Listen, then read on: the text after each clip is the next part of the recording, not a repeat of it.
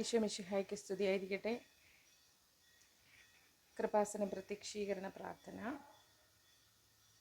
അമ്മേ പരിശുദ്ധ അമ്മേ ദൈവമാതാവേ, കൃപാസനത്തിലൂടെ ഞങ്ങൾക്ക് ഞങ്ങളുടെ ദേശത്തിന് അമ്മ മാധ്യസ്ഥം തേടിത്തന്ന എല്ലാ അനുഗ്രഹങ്ങൾക്കും കൃപകൾക്കും ഞങ്ങളിപ്പോൾ ഹൃദയം നിറഞ്ഞ നന്ദി പറയുന്നു.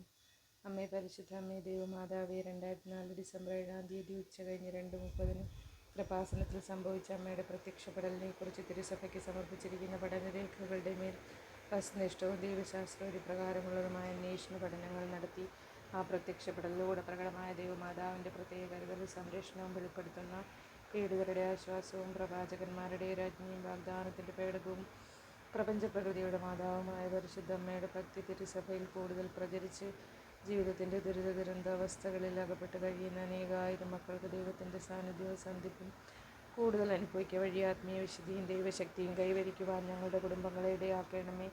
അമ്മേ പരിശുദ്ധ അമ്മേ, ഭൂസ്വർലോകങ്ങളുടെ രാജ്ഞിയായ അങ്ങേക്ക് ഭൗമ സംരക്ഷണത്തിനായി പ്രപഞ്ചപ്രകൃതിയെ തന്നെ തിരുസഭ പ്രതിഷ്ഠിക്കുവാൻ ഈ പ്രത്യക്ഷീകരണം വഴി ഇടയാക്കണമേ.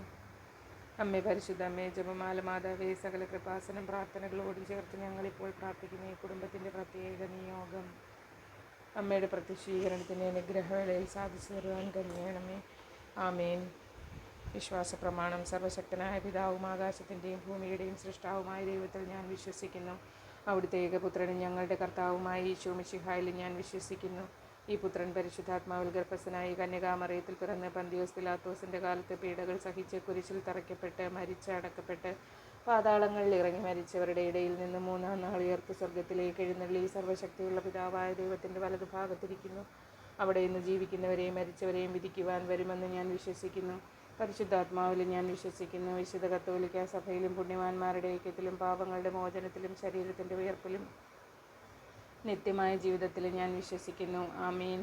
സ്വർഗസ്ഥനായ ഞങ്ങളുടെ പിതാവേ, അങ്ങയുടെ നാമം പൂജിതമാകണമേ. അങ്ങയുടെ രാജ്യം വരയണമേ. അങ്ങയുടെ തിരുമനസ്സ് സ്വർഗത്തിലെ പോലെ ഭൂമിയിലുമാകണമേ.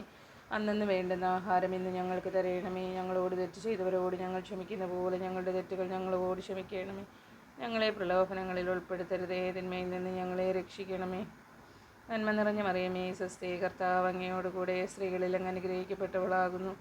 അങ്ങയുടെ ഉദരത്തിൻ്റെ ഫലമായി ഈശോ അനുഗ്രഹിക്കപ്പെട്ടവനാകുന്നു. പരിശുദ്ധ മറിയമേ, തമ്പുരാൻ്റെ അമ്മേ, പാപികളായ ഞങ്ങൾക്ക് വേണ്ടി ഇപ്പോഴും ഞങ്ങളുടെ മരണസമയത്തും തമ്പുരാനോട് അപേക്ഷിച്ചു കൊള്ളണമേ. ആമീൻ.